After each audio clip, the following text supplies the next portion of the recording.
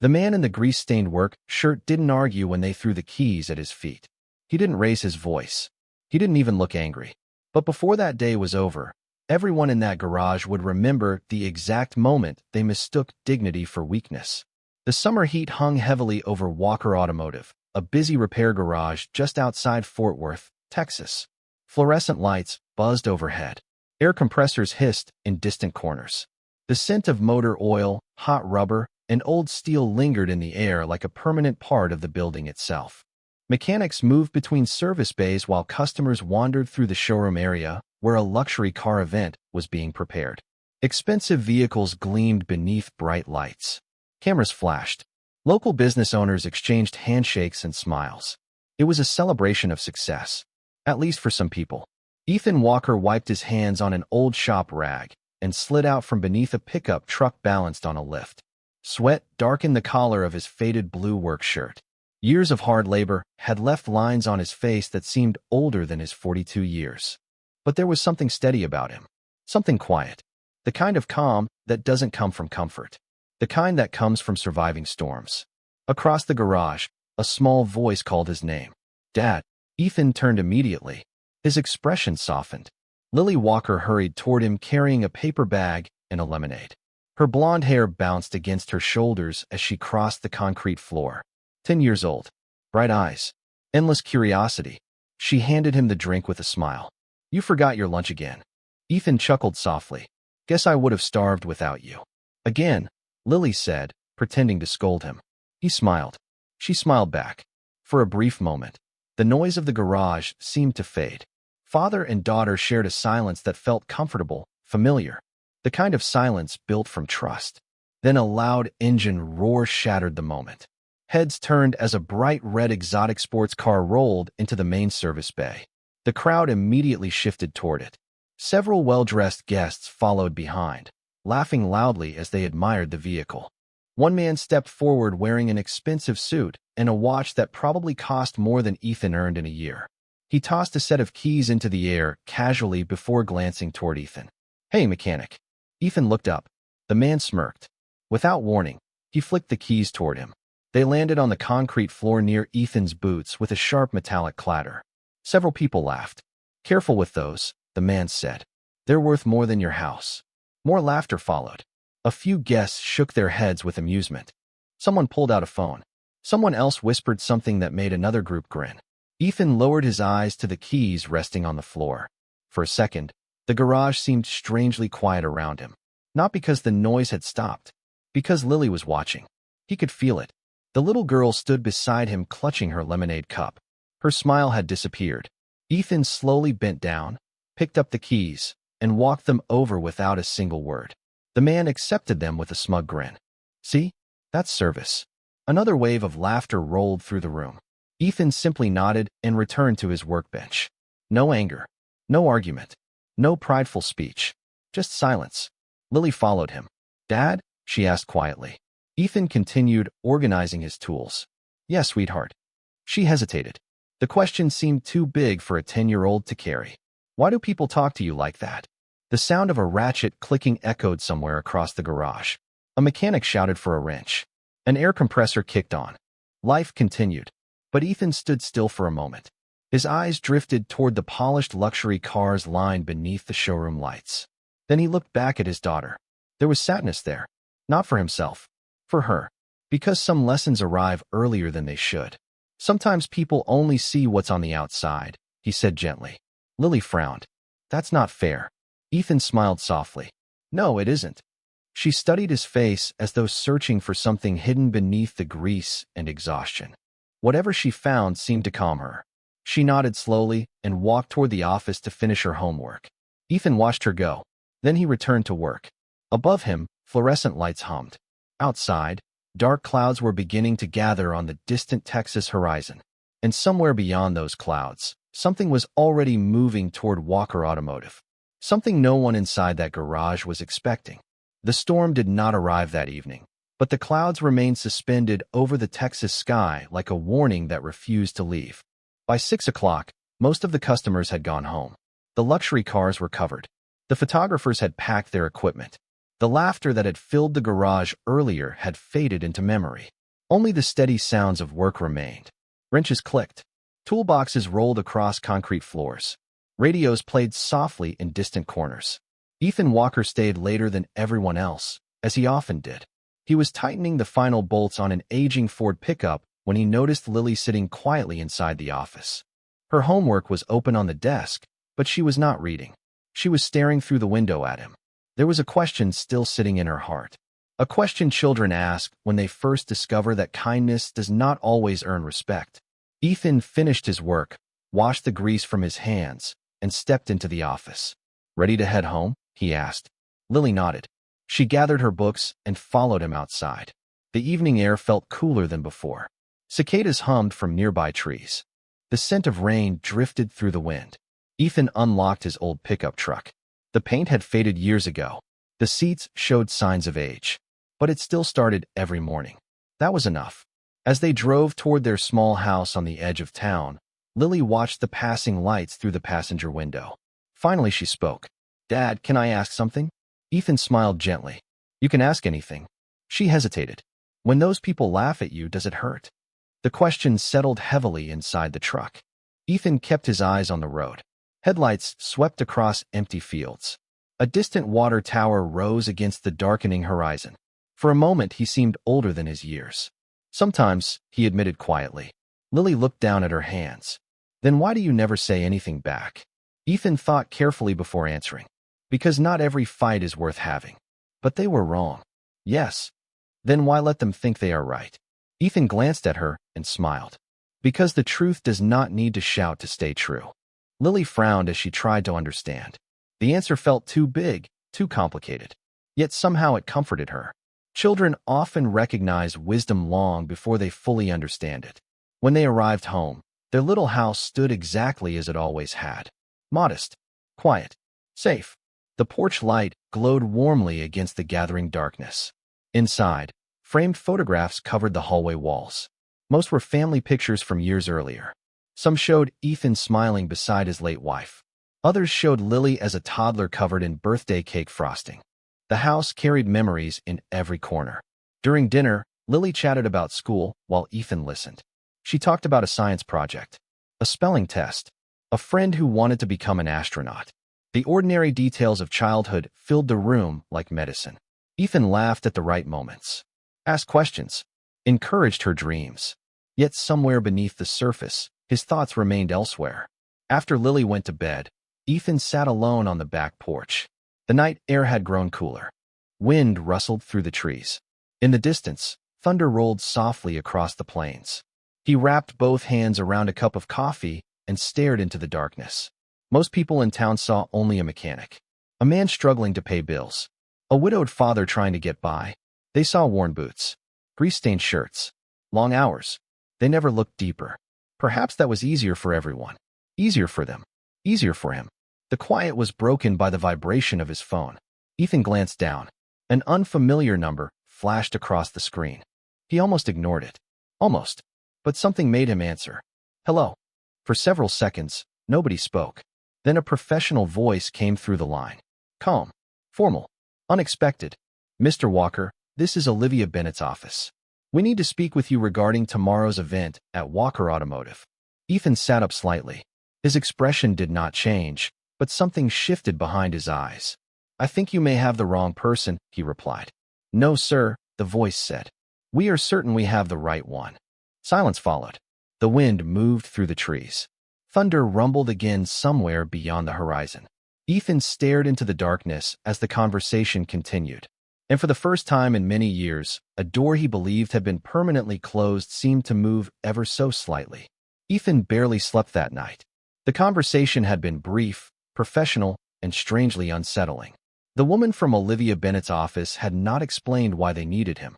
She had only confirmed that representatives from Bennett Motors would be arriving at Walker Automotive the following morning for a private demonstration involving a prototype vehicle. Then she had repeated one sentence that lingered in his mind long after the call ended. Ms. Bennett specifically requested that all mechanics remain available. It was a simple statement, yet something about it felt heavier than it should have. By sunrise, the storm clouds had vanished. leaving behind a bright Texas morning. Golden lights spilled across the roads as Ethan drove Lily to school. She chatted about an upcoming science fair, but he found himself distracted. Not worried exactly, just thoughtful. Sometimes life grows quiet before something changes. Sometimes the road feels ordinary right before a sharp turn. As they pulled into the school parking lot, Lily unbuckled her seatbelt and paused before opening the door. "Dad," Ethan looked at her. "Yeah. Promise me something." He smiled. "Depends what it is." She gave him a serious look that reminded him so much of her mother that it almost hurt. "Promise me you will not let people make you feel small today." Ethan stared at her for a moment. Then he reached over and squeezed her hand gently. "I promise." Lily nodded, satisfied. Then she climbed out and disappeared into the crowd of students. Ethan watched her go before heading toward the garage. When he arrived, the atmosphere already felt different. Several expensive trucks and trailers were parked outside. Temporary banners had been installed near the entrance. Employees moved quickly from one area to another. Even the owner of the garage, Frank Miller, seemed unusually nervous. "About time you got here," Frank called as Ethan stepped inside. "Big day." Ethan hung his jacket on a hook. "Looks that way." Frank lowered his voice. "Bennett Motors is bringing in something special. Heard it is worth a few $1,000,000. A younger mechanic named Trevor overheard the conversation. "Probably more money than this whole town has ever seen." Several workers laughed. Ethan simply continued preparing his tools. The morning passed quickly. Customers came and went. Engines roared. Phones rang. Then, shortly before noon, the first black SUVs arrived. The mood inside the garage shifted instantly. Conversations grew quieter. Heads turned. Employees straightened their uniforms. Through the large front windows, a convoy of luxury vehicles rolled into the parking lot with smooth precision. The final vehicle stopped near the center of the lot. A low, sleek hypercar emerged from an enclosed trailer moments later. Even from a distance, it looked extraordinary. The body reflected sunlight like liquid metal. Every line appeared sculpted for speed. Every detail seemed impossibly precise. Workers gathered near the service bays. Customers abandoned their conversations. Even Trevor stood silently staring. "Good grief," someone whispered. "That thing looks like it belongs on another planet." Then another vehicle door opened. Olivia Bennett stepped out. Confidence seemed to follow her naturally. She moved with the calm certainty of someone accustomed to responsibility, pressure, and attention. Her tailored navy suit contrasted sharply against the industrial setting of the garage. Yet she carried herself as though she belonged anywhere she chose to stand. Cameras immediately appeared. Executives surrounded her. Advisors followed close behind. Frank hurried forward with an eager smile. Handshakes were exchanged. Introductions were made. Ethan remained near the back of the shop, organizing a toolbox. He had no interest in crowds, no interest in celebrities, no interest in wealth. Work still needed to be done. But then something unexpected happened. As technicians prepared the hypercar for its demonstration, the vehicle suddenly emitted a warning tone. The sound echoed sharply through the garage. One screen inside the cockpit flashed red. Another warning followed. Then another. Conversation stopped. The lead technician frowned. That is not supposed to happen. Several engineers moved toward the vehicle. Laptops appeared. Diagnostic equipment was connected. Olivia's expression remained calm, but her eyes narrowed slightly. Minutes passed. Then 20. Then 30. The atmosphere grew tense. The earlier excitement began to fade beneath growing concern. Engineers exchanged increasingly serious looks. One technician restarted the system. Another checked wiring connections. A third reviewed data logs. Nothing worked. The hypercar remained silent, motionless, uncooperative. Olivia crossed her arms. What exactly is happening? No one answered immediately. The lead engineer cleared his throat. "We are still evaluating the issue. You have had 40 minutes. The engineer swallowed. "Yes, ma'am." Nearby, whispers began spreading through the garage. Employees exchanged curious glances. Customers lingered longer than necessary. Something valuable had suddenly become vulnerable. And vulnerable things attract attention. Ethan continued working on an old Chevrolet pickup in Bay 4. Yet every few minutes his eyes drifted toward the growing crowd around the hypercar. Not because he wanted to, because something about the situation felt familiar. Then, across the garage, a young engineer looked toward Ethan and smirked. The engineer leaned toward a colleague and spoke just loudly enough for nearby people to hear. Maybe we should ask the mechanic from Bay 4. Apparently miracles happen around here. Laughter followed. Not loud, not cruel, but enough. Enough for Ethan to hear it. Enough for several others to join in. Enough for the beginning of something none of them could yet see coming. The laughter lingered for only a few seconds, but sometimes a few seconds are enough to reveal what people truly believe. Ethan did not look up when the engineer made the joke. He continued tightening a bolt on the old Chevrolet as though nothing had happened. His movements remained calm, deliberate, steady. Yet across the garage, more eyes began drifting toward him. Some were amused. Some were curious. A few simply wanted a distraction from the growing embarrassment surrounding the stalled hypercar. Near the center of the showroom, the atmosphere had changed completely. The excitement that had filled the building earlier was now giving way to tension. Engineers moved from one diagnostic station to another. Laptop screens glowed with lines of data. Technical discussions became increasingly urgent. Every attempted solution seemed to create another question. Olivia Bennett stood beside the vehicle with her arms folded. She was not angry. Not yet. But disappointment carried its own weight. "What have we ruled out?" she asked. The lead engineer adjusted his glasses and glanced at the tablet in his hands. "Battery systems are stable. Cooling systems are functioning. Software integrity checks are passing." Olivia nodded. "Then why is the vehicle still refusing to initialize?" No one answered immediately. The silence that followed felt longer than it actually was. Finally, another engineer stepped forward.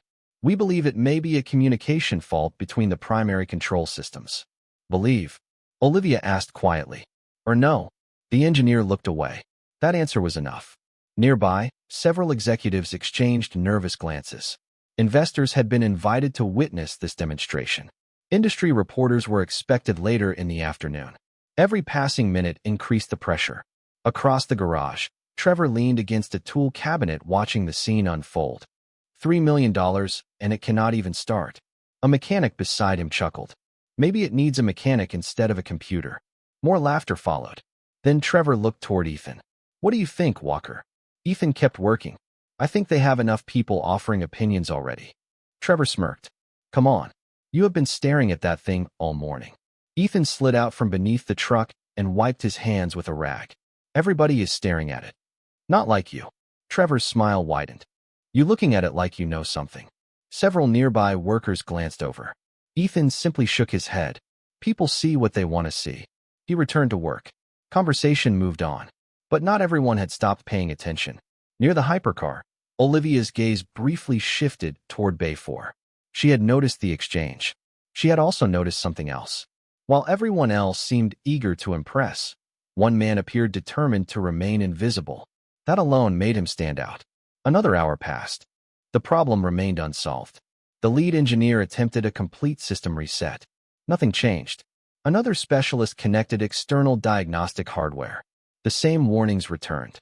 Frustration began appearing on faces that normally projected confidence. A man in an expensive suit checked his watch repeatedly. One executive quietly stepped outside to make a phone call. The energy inside the garage felt heavier with every passing minute.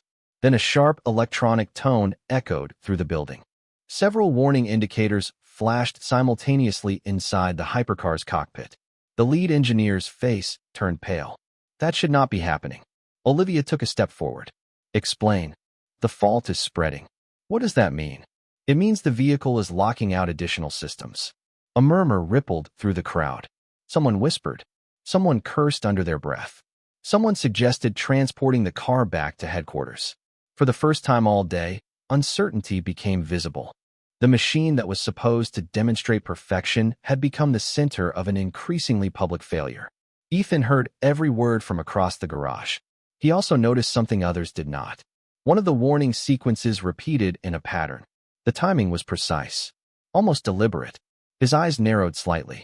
Then he looked away and returned to his work. Some habits are difficult to break, especially the habit of staying silent. Around 2 o'clock, Frank Miller approached Ethan carrying paperwork. "You have been awfully quiet today." Ethan smiled faintly. "That would be normal." Frank lowered his voice. "You know anything about that car?" "No." The answer came quickly. Too quickly. Frank studied him. "You sure?" Ethan met his gaze. "Frank, I fix pickup trucks and family sedans. Frank laughed. Right. But he did not sound convinced. Before either man could continue, a sudden commotion near the hypercar drew everyone's attention. One of the engineers had just thrown his hands into the air. Frustration had finally overcome professionalism. We have tried everything. The words echoed across the garage. Conversation stopped instantly. Olivia stood motionless. Her expression remained composed, but the room could feel the pressure surrounding her. The engineer took a breath and continued. Unless somebody here sees something we are missing, this demonstration is over. Silence followed.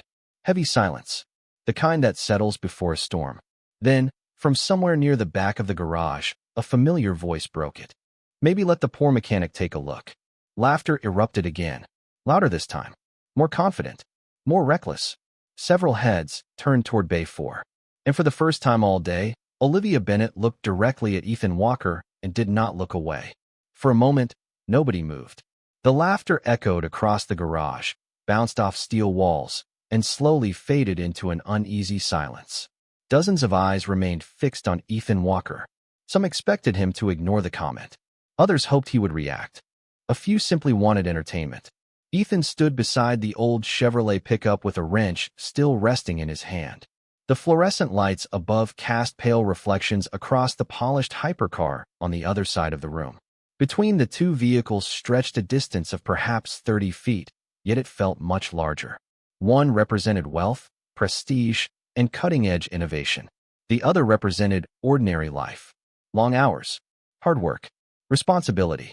Ethan had spent years becoming comfortable with being underestimated. Still, he could feel the weight of every stare. Trevor folded his arms and grinned.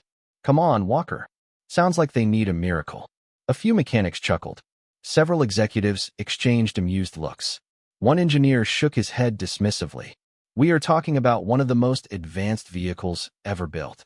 Another added, this is not exactly something solved with a socket wrench.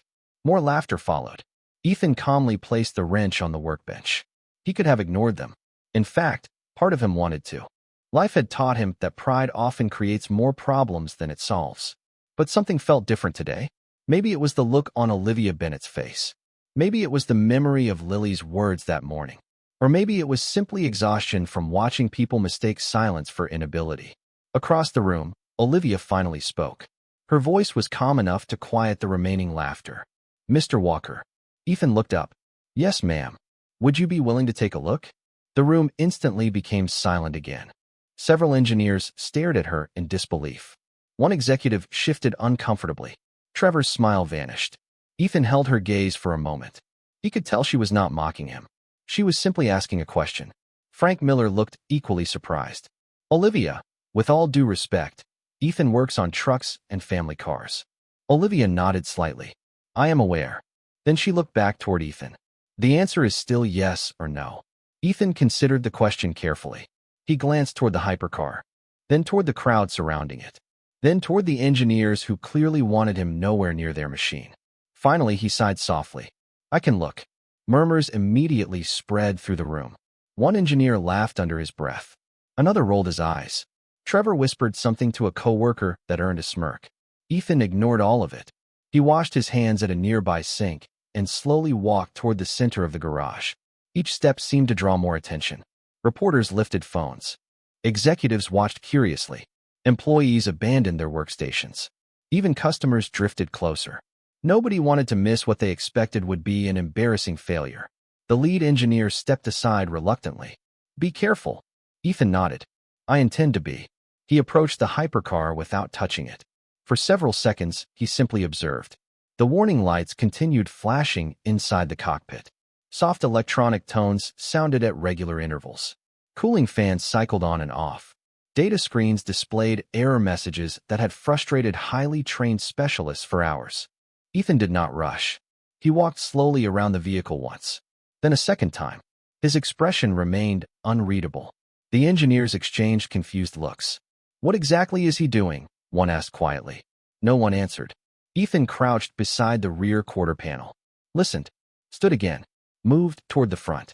Watched the sequence of warning indicators. Then he looked through the windshield toward the dashboard. 30 seconds passed. Then another 30. The crowd grew restless. Trevor smirked again. Maybe the miracle needs more time. A few people laughed. Ethan paid no attention. Instead, he stepped closer to the driver's side and finally spoke. Would somebody cycle the startup sequence one more time? The lead engineer frowned. We have done that at least 20 times. Please. The engineer glanced toward Olivia. She nodded. Do it. The startup button was pressed. The familiar warning sequence appeared immediately. Red indicators flashed. System alerts scrolled across multiple displays. The crowd watched expectantly. Ethan's eyes followed the pattern, not the warnings themselves, the timing between them. When the sequence ended, he remained silent for several seconds. Then he looked toward the lead engineer. Again, the engineer frowned but complied. The same pattern repeated. Ethan watched carefully. His expression changed almost imperceptibly. Not surprise. Recognition. Something in the sequence had caught his attention. Something small. Something everyone else seemed to have overlooked. Olivia noticed it immediately. You saw something. It was not a question. Ethan remained quiet for a moment. The garage felt impossibly still. The air conditioners hummed softly overhead. A distant tool clattered somewhere in the back of the building. Then Ethan finally looked up. Maybe. The single word landed like a spark in dry grass. Because for the first time all afternoon, someone standing beside that hypercar sounded less confused than the experts surrounding it. The word hung in the air long after Ethan spoke it. Maybe. It was not confidence. It was not arrogance. Yet somehow it unsettled the room more than either would have. The lead engineer stared at him. Maybe. Ethan nodded once. I said maybe. Several people exchanged skeptical looks. Trevor folded his arms. That sounds encouraging. A few scattered laughs followed, but they were weaker now. Less certain. Earlier, people had laughed because they were convinced Ethan knew nothing. Now they laughed because they were no longer sure. Olivia Bennett took a step closer. What do you think you were seeing? Ethan looked back toward the dashboard displays. The warning sequence had reset again.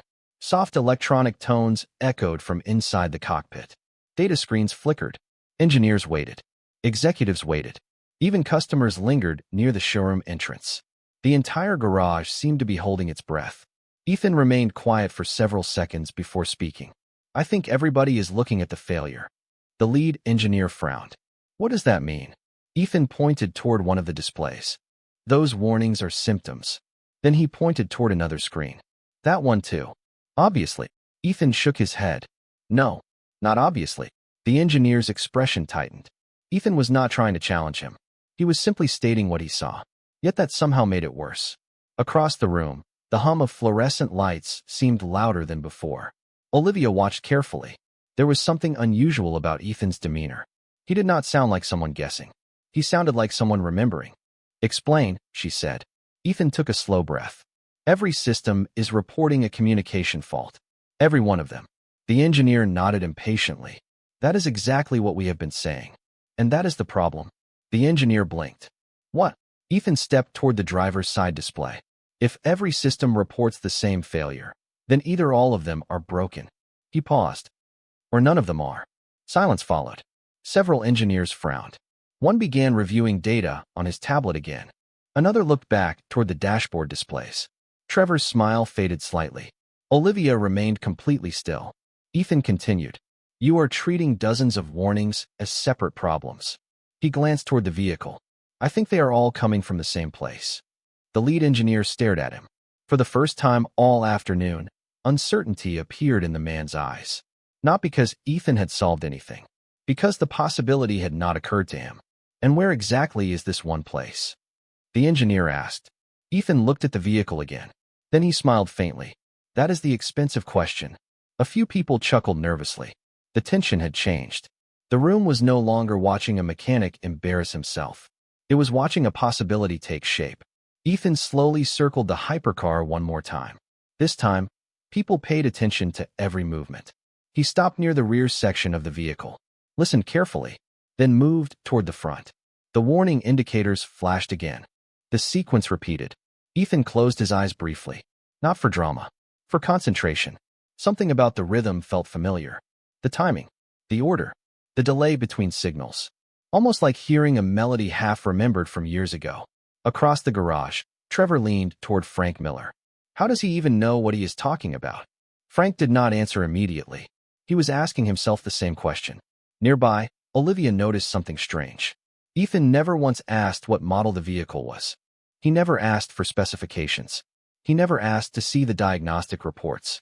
Most mechanics would have started there. Ethan seemed focused on something deeper, something hidden beneath the obvious. "Mr. Walker," Olivia said quietly. Ethan opened his eyes. "Yes. Have you seen this problem before?" The question seemed simple, yet it landed with surprising weight. Ethan's expression shifted almost imperceptibly. Not fear, not surprise, something older, a memory passing through his mind. He looked away for a moment, then back at Olivia. A long time ago. The answer immediately sparked new whispers throughout the garage. The lead engineer looked confused. "That is impossible." Ethan offered no response. Instead, he walked toward the cockpit and leaned slightly inside. His eyes scanned several indicators. His gaze paused on a small status display near the center console. Then something happened. Very subtle, almost invisible. Ethan's posture changed. Not dramatically, just enough. The kind of change that occurs when a puzzle piece finally finds its place. Olivia saw it immediately. So did Frank. So did the lead engineer. Ethan slowly straightened. His eyes remained fixed on the vehicle. The room became perfectly still. Then, for the first time all day, he spoke with complete certainty. "I know where the problem is." No one laughed. No one whispered. No one moved. Because the confidence in his voice did not sound borrowed. It sounded earned. The silence that followed felt almost sacred. A few hours earlier, the garage had been filled with jokes, smirks, and quiet assumptions. Now nobody seemed eager to speak. Ethan stood beside the hypercar with his hands resting calmly at his sides. He was not smiling. He was not enjoying the attention. In fact, he looked slightly uncomfortable being the center of it. Olivia Bennett studied him carefully. "You know where the problem is?" Ethan nodded once. "I think so." The lead engineer stepped forward immediately. "Then tell us." Ethan looked toward the vehicle. The synchronization gateway. Several engineers frowned. One opened a diagnostic tablet. Another exchanged a confused glance with a colleague. The lead engineer's eyebrows lifted slightly. "The gateway." Ethan pointed toward the dashboard display. "Everything depends on it. If it sends the wrong signal, every system starts reporting problems that do not actually exist." The engineer quickly scanned through data on his screen. "We already checked the gateway." Ethan remained calm. "You checked whether it failed." The engineer looked up. "Of course we did. That is not what I asked." The room grew quiet again. Ethan stepped closer to the cockpit. "You assumed the gateway stopped communicating." He paused. "What if it never stopped?" Several engineers stared at him. The lead engineer blinked. "What are you saying?" Ethan looked directly at the flashing warning indicators. "I think it is communicating perfectly." The engineer frowned. "That makes no sense." Ethan pointed toward the warning sequence. "Then why are the timing intervals consistent?" Nobody answered. Ethan continued. "Failures create randomness. This sequence is precise." The lead engineer slowly lowered his tablet. For the first time all afternoon, his confidence appeared genuinely shaken. Across the garage, whispers spread once more. Trevor no longer looked amused. Frank Miller stood frozen near a tool cabinet. Even Olivia's advisors had stopped checking their phones. Every eye remained locked on Ethan. Olivia took another step forward. "Can it be fixed?" Ethan hesitated, not because he did not know the answer, because he seemed to be deciding whether he should continue. The hesitation itself felt strange. If he truly understood the problem, why hold back? Ethan glanced toward the crowded room, then toward the engineers, then back to the vehicle. Maybe. A few people exhaled in frustration. Olivia almost smiled. "You seem to like that word." Ethan looked at her. Maybe is an honest word. Something about the answer caused the faintest change in Olivia's expression. Respect. Small but undeniable. The lead engineer cleared his throat. "If you believe the gateway is the issue, what would you do?" Ethan stared at the dashboard again. Memories seemed to pass through his eyes. Old memories. Familiar memories. The kind that belonged to someone who once spent countless hours solving difficult problems. "I would stop chasing the warnings." He spoke quietly, "and start asking who taught them to appear." Several people looked confused. One engineer whispered, "What does that even mean?" Ethan did not answer. Instead, he leaned inside the cockpit once more. His fingers hovered near the center console. He did not touch anything. He simply examined a sequence of status indicators hidden beneath multiple system menus. The lead engineer watched closely. Then his expression suddenly changed. Wait. He stepped forward quickly and looked at the same display. His eyes widened slightly. That cannot be right. Another engineer joined him. Then another. Soon 3 specialists were staring at the screen Ethan had been studying. The room became so quiet that even the distant hum of air conditioning seemed loud.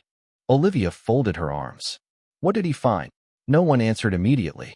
The lead engineer continued reading. His face grew paler with each passing second. Finally, he looked up at Ethan. How did you notice this? Ethan straightened slowly. The timing. The engineer shook his head in disbelief. Nobody else caught it. Ethan offered a faint smile. Everybody was looking at the alarms. The lead engineer stared at him. And you were not. Ethan glanced around the garage. When people panic, they listen to the noise. He looked back toward the vehicle. The answer is usually hiding somewhere quieter.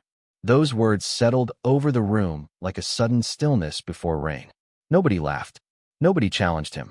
Because deep down, everyone could feel it now. The story they thought they were watching had begun to change. Olivia noticed it too. She looked from Ethan to the engineers gathered around the display, then back to Ethan again. There was something deeply unsettling about this entire situation. Not because he seemed lucky. Not because he seemed clever. Because he looked familiar. Not his face. Not his name. Something else. Something about the way he observed. The way he listened. The way he seemed to understand systems that should have been completely outside his world. As the engineers rushed to verify the discovery, Olivia remained where she was, watching Ethan Walker with growing curiosity. And somewhere deep in the back of her mind, a forgotten piece of information was beginning to stir. The garage no longer felt like the same place it had been that morning. The laughter was gone. The smug expressions had disappeared.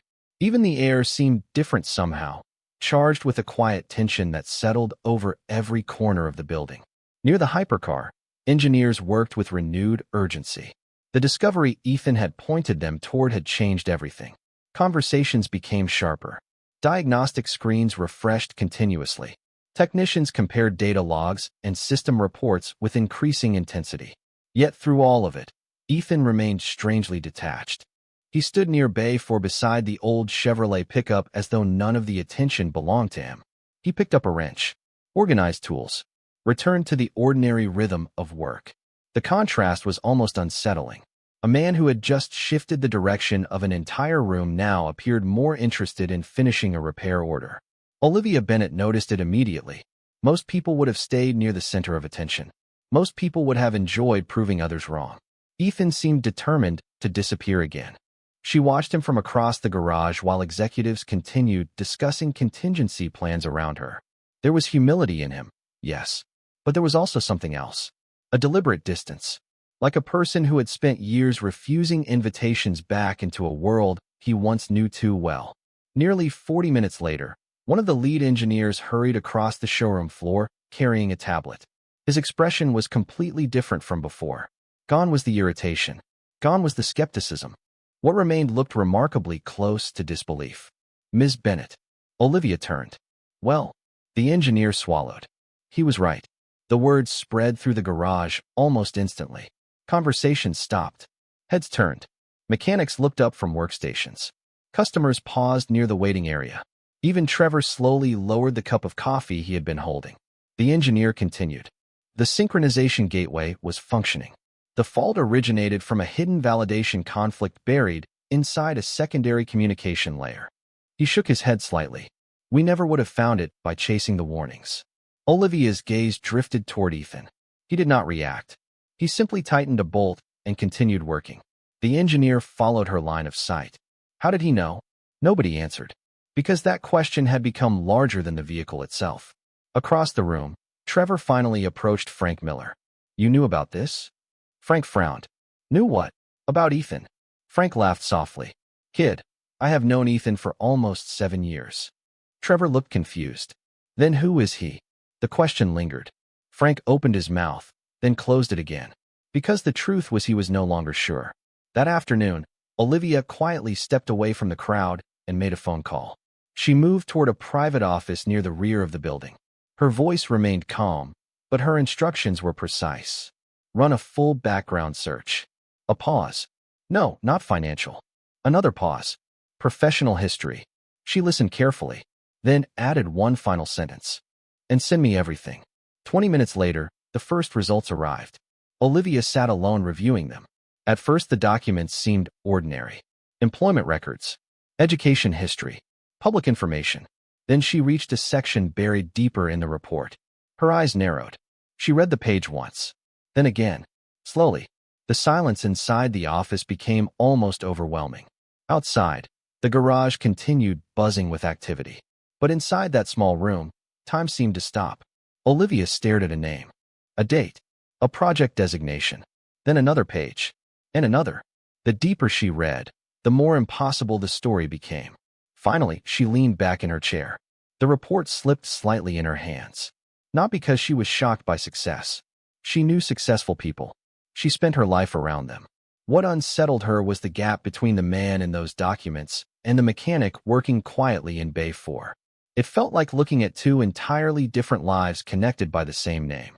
Meanwhile, Ethan finished the repair on the Chevrolet and lowered the vehicle from the lift. The familiar sounds of metal, tools, and machinery wrapped around him like an old blanket. Comfortable, predictable, safe. Yet he could feel the atmosphere changing around him. People looked at him differently now. Mechanics who once ignored him now watched him. Engineers who had dismissed him now whispered when he passed. Respect had begun to replace mockery. And strangely, that made him more uncomfortable than the insults ever had. Because respect brought questions. Questions brought attention. And attention had a way of reopening doors he had spent years keeping closed. As evening approached, golden sunlight filtered through the garage windows. Long shadows stretched across the concrete floor. The hypercar remained surrounded by technicians making final adjustments. The repair was nearly complete. The demonstration could still happen. The crisis had almost passed. Almost, but not entirely. Because while everyone else was focused on the vehicle, Olivia Bennett walked slowly out of the office carrying a thin folder in her hand. Her eyes found Ethan immediately.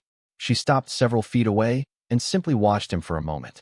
There was no arrogance in her expression, no judgment, only curiosity and growing respect. Then she looked down at the folder one final time. And for the first time all day, she realized that the biggest mystery inside Walker Automotive had never been the hypercar at all. The late afternoon sun painted long golden lines across the concrete floor as Olivia Bennett walked toward Bay 4. The folder remained tucked beneath her arm. Around her, conversations gradually faded. People sensed something important was about to happen. Engineers stopped typing. Mechanics paused their work. Even customers lingering near the front office seemed to feel the shift. Ethan Walker was returning tools to his toolbox when he noticed Olivia approaching. He straightened politely. "Ma'am." Olivia looked at him for a long moment. Not as a CEO looking at an employee. Not as a wealthy executive looking at a mechanic. Simply as one human being trying to understand another. "You never told anyone." Ethan's expression remained calm. "Told them what?" Olivia lifted the folder slightly. "Who you are." The garage fell silent. Every eye immediately turned toward them. Trevor froze beside a service bay. Frank Miller slowly removed his glasses. The lead engineer stepped closer. Ethan glanced at the folder and quietly sighed. It was not the sigh of someone caught hiding a secret. It was the sigh of someone who knew this moment would eventually arrive. Olivia opened the folder. Senior Systems Engineer. She turned a page. Lead Architect on multiple performance control platforms. Another page. Patent Holder. She looked up. Part of the development team responsible for technologies that influenced modern automotive communication systems. Nobody moved. Nobody spoke. The words seemed impossible inside a small-town garage. Trevor's face had gone pale. The engineer who had laughed at Ethan earlier stared in disbelief. Olivia closed the folder slowly. "You helped build some of the foundations my industry still uses." Ethan lowered his eyes briefly. "A long time ago." "Why leave?" The question hung softly in the air. No accusation. No judgment. Just curiosity. Ethan looked across the garage toward the fading sunlight beyond the open service doors. For a moment, the years seemed visible on his face. "My wife got sick." Silence followed. Gentle. Respectful. Ethan continued. "After she passed away, my daughter needed a father more than the industry needed an engineer." No one laughed. No one shifted uncomfortably. They simply listened. The projects kept growing. The travel kept growing. The hours kept growing. He smiled faintly. Lily was growing too. His voice remained steady, but something deeper lived beneath it.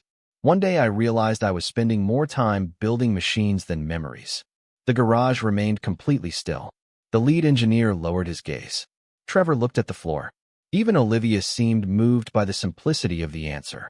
Ethan shrugged gently. So I chose my daughter. The words carried no bitterness, no regret, only peace. Frank Miller swallowed hard. In 7 years of working together, Ethan had never shared that story. Olivia looked around the garage, around the people who had laughed, the people who had judged, the people who had assumed they understood the man standing beside the toolbox. Then she turned back toward Ethan. You saved this demonstration today. Ethan smiled slightly. Your engineers solved it. The lead engineer shook his head immediately. No. His voice echoed across the room. You pointed us where to look. He stepped forward. And for what it is worth, I owe you an apology. Ethan looked surprised. The engineer extended his hand. I mistook silence for ignorance. Ethan accepted the handshake without hesitation. Happens more often than you think. A few nervous smiles appeared around the room. Trevor finally walked forward as well. He looked younger somehow. Smaller. I am sorry too. Ethan simply nodded. Thank you. There was no lecture. No victory speech. No attempt to make anyone feel ashamed. That was what made it powerful. Real strength rarely demands repayment. Olivia reached into her folder and removed a business card. If you ever decide you want to come back, there will always be a place for you at Bennett Motors. Ethan accepted the card politely.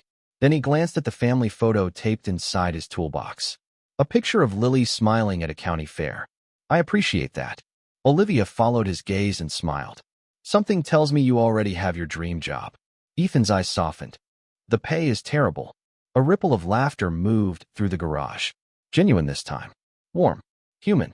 Then he added quietly. But the benefits are pretty amazing. As the sun settled lower on the horizon, people gradually returned to work. The tension was gone. The mockery was gone. In its place remained something far more valuable.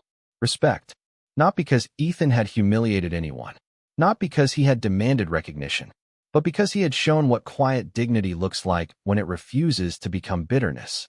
Later that evening, Lily climbed into the pickup truck after school and noticed something different about her father. Good day, she asked. Ethan started the engine and smiled. Yeah. She studied him carefully. Did anybody make you feel small? Ethan thought for a moment as golden sunlight stretched across the road ahead. Then he shook his head. No, sweetheart. Lily smiled. Good. The old truck rolled toward home beneath a sky painted with Texas sunset colors. And somewhere behind them, an entire garage had learned a lesson far more valuable than anything hidden inside a $3 million car. Sometimes the strongest people in the room are the ones who no longer need to prove it. And if this story reminded you of someone whose kindness was mistaken for weakness, share their name in the comments. These quiet stories of dignity, grace, and second chances deserve to be remembered. And if you believe character matters more than status, we would be honored to have you join us again for the next story.